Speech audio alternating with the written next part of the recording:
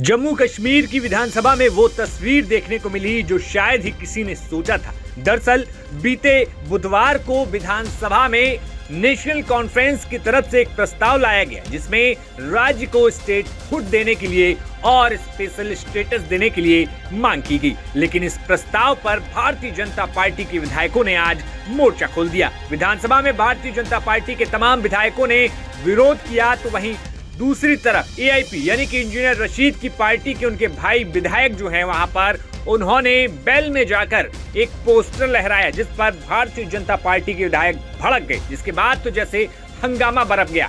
और इन तमाम विधायकों के बीच भारतीय जनता पार्टी की विधायक शगुन परिहार भी काफी गुस्से में नजर आई। शगुन परिहार के बारे में बात करें तो शगुन परिहार किश्तवाड़ विधानसभा सीट से चुनाव जीतकर विधानसभा पहुंची।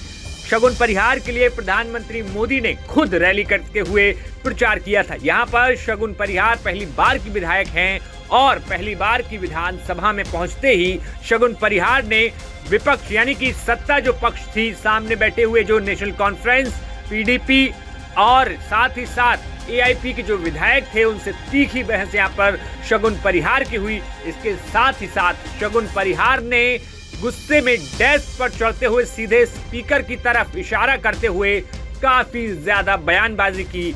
यहाँ पर उनकी सीधी नोकझोंक उन तमाम विधायकों से हुई जो लगातार हूटिंग और कमेंटबाजी विधानसभा में कर रहे थे।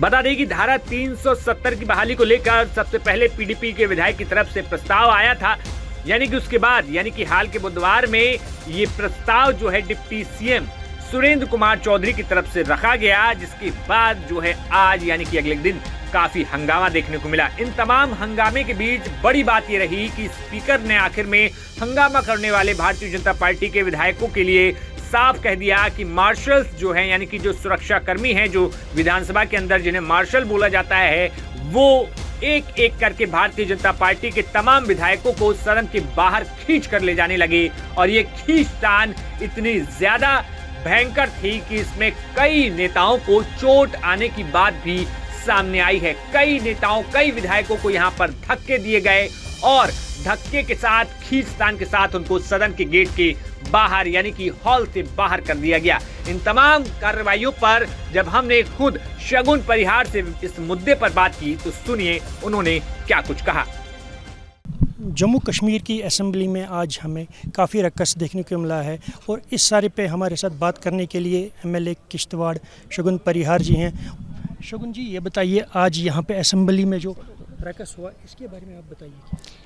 जी, मैं यही कहूँगी कि ये बहुत ही अफसोस हो रहा है मुझे, जहां हमें जम्मू कश्मीर के मसाइल डिस्कस करने थे वहां ये 370 के नाम का शगुफा पहले पीडीपी वालों ने डाल दिया और फिर एनसी वालों ने उसको आगे बढ़ाया। मुझे लगता है कि इनके आपस में जो है ये एक होड़ लगी हुई है कि कौन पहले 370 के बारे में बोलेगा, जबकि हमें आपस में ये कंपटीशन होना चाहिए कि हमने किस किस तरीके से जम्मू कश्मीर की डेवलपमेंट करनी है, किस किस तरीके से यहाँ के युवाओं को रोज़गार देना है। ये क्या चाहते हैं, जो कश्मीर पहले इन्होंने आतंकवाद में झुलसा के रखा था, ये उसी राजनीति को फिर से दोहराना चाहते हैं, लेकिन ये भूल चुके हैं कि history can not be repeated. तो इनका ये साफ कहना है कि उन्होंने इलेक्शंस के दौरान लोगों के साथ वादे किए थे और उन वादों में से ये एक उनका वादा था जो उन्होंने फुलफिल किया है। वो वादे क्यों नहीं फुलफिल कर रहे हैं जो जम्मू कश्मीर की आवाम की बेहतरी के लिए है, जिसमें उन्होंने कहा है कि यहाँ 5 लाख युवाओं को रोज़गार मिलेगा, यहाँ 200 यूनिट फ्री बिजली मिलेगी और भी अन्य 6 सिलेंडरों के उन्होंने वादे किए हैं। उन वादों की तरफ उनका ध्यान क्यों नहीं जाता जो उन्होंने जम्मू कश्मीर की आवाम की बेहतरी के लिए की हैं? वो उन वादों की तरफ क्यों देख रहे हैं जो आवाम को बेवकूफ़ बनाने के लिए करते हैं? जैसा कि हमने देखा आज असेंबली में बीजेपी के जो एमएलएज थे उनको ड्रैग किया गया, घसीट के बाहर लिया गया, जिसमें कुछ एमएलएज जो हैं ज़ख्मी भी हुए हैं। इसको आप कैसे देखते हैं? जी बिल्कुल, आप देखिए ना कि किस तरह का माहौल इन्होंने असेंबली में बना दिया गया है।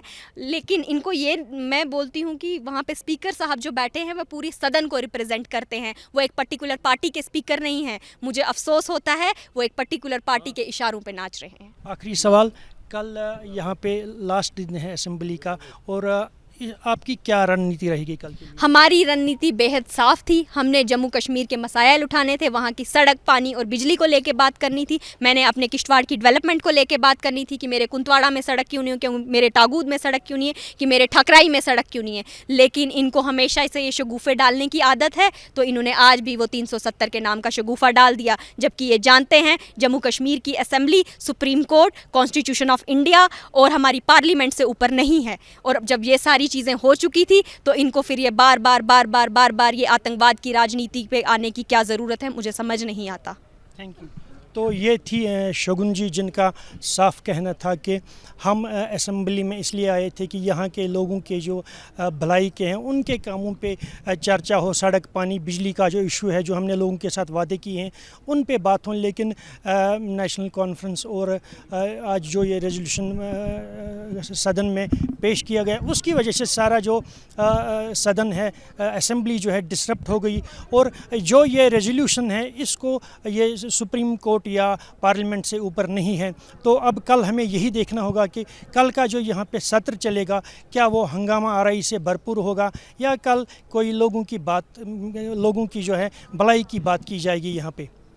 Mohammad Younis, News Nation, Srinagar. News Nation अब व्हाट्सएप पर खबरों के ताज़ा अपडेट के लिए न्यूज़ नेशन के इस QR कोड को स्कैन करें।